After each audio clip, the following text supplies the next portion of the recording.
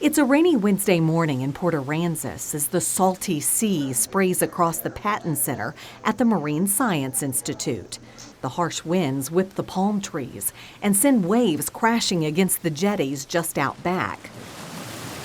But a group of watchful eyes remain outside, peering into the cages of permanently injured birds as the tour guide Lucky shares the troubled tales of each furry flyer. Claudia, the female who's up there, Claudia got hit by a car. This is a very, very common injury for these animals. The group continues to brave the wind and rain for the next hour of their tour, avid curiosity far outweighing their desire for shelter in this unforgiving weather. But in a worn wooden shack just above them, we found a woman looking after sea turtles in hopes that they won't become educational stops on another tour Lucky leads.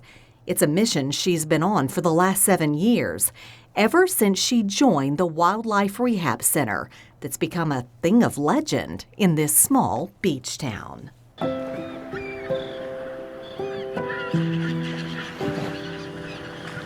So this is the Amos Rehabilitation Keep. We rehab sea turtles, marine birds, and raptors, birds of prey. We get about 1,500 patients a year. Some years quite a bit more. We see a variety of problems. Hypothermic cold stunning can affect thousands of turtles, a whole population really. So that has a huge impact on being able to help those turtles. But we also see turtles that or entangled in fishing line, that are emaciated, that have bacterial infections. We also see a lot of boat strikes. So we have a lot of heavy ship traffic in the area, and so a lot of times you'll find turtles that have been hit by a boat prop. The Amos Rehabilitation Keep, better known as the ARK, has been mending shattered turtle shells and broken bird bones around Port Aransas for the last 41 years. All with the hope of one day returning sea life back to sea. Alicia Walker is the program coordinator for the Keep, overlooking rehabilitation and education programs here since 2016. Though a life in animal rehabilitation is far from glamorous, Alicia has known she was destined for the job since she was a little girl.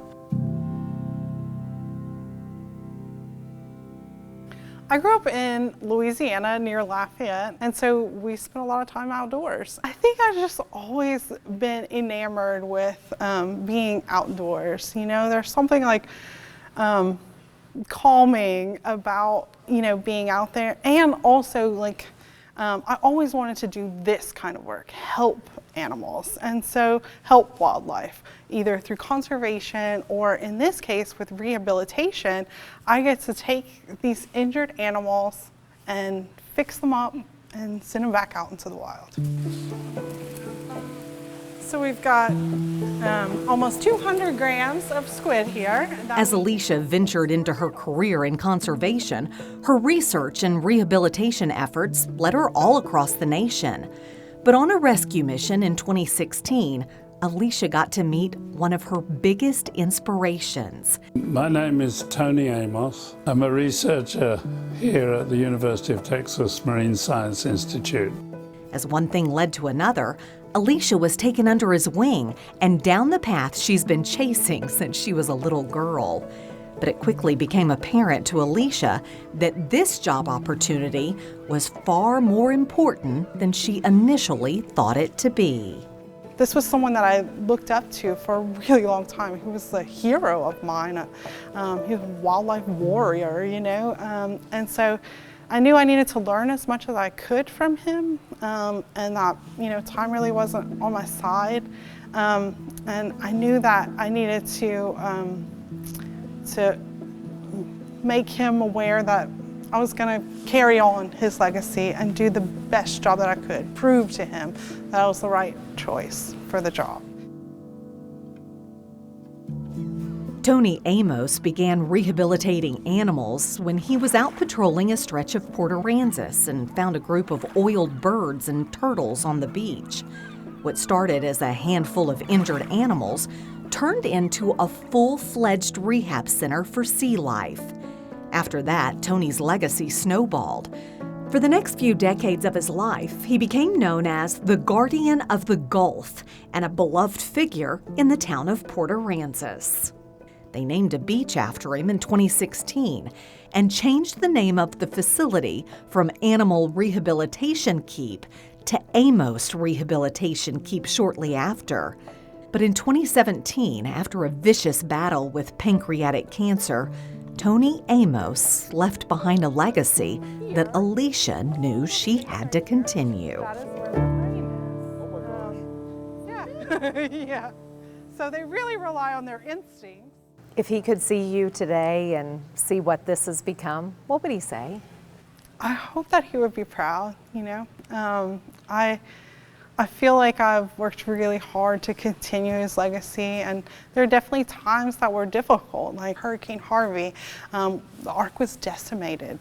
We lost probably 80% of our facility. You know, of course, talked to Tony, told him that everyone made it through this storm, and that there was a lot of damage, but and then he passed away a couple days later in San Antonio. He never made it back to the Ark, which I think I find some solace in that. You know, he never saw his beloved Port Aransas and the Ark destroyed. So these difficult times, I really think to myself, okay, what would Tony do in this situation? Like, what are those, you know, I look to him to draw kind of strength and inspiration to how to move forward sometimes with problems. And even though he's gone, you still... I think about him a lot, yeah. The Coastal Bend community is invited to help say goodbye to the Guardian of the Gulf, Tony Amos. As a rehab turtle named Picasso carried the ashes of Tony into the ocean in September of 2017, one thing became certain. Tony Amos died as he lived, by the sea. While he was no longer with us, Tony's impact will never be forgotten. He passed his torch to Alicia, and she began to use it to shed light on the importance of conservation.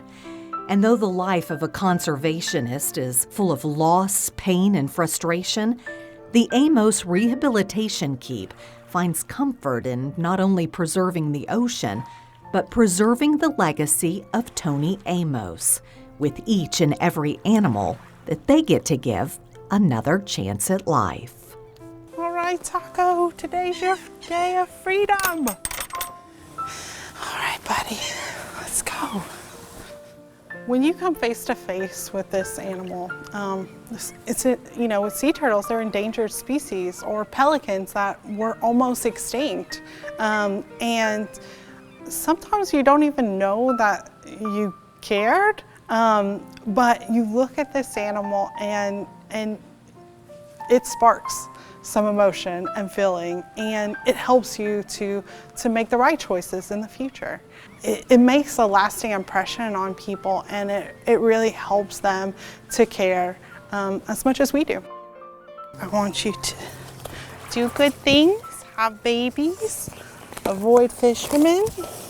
Okay. All right. Go free.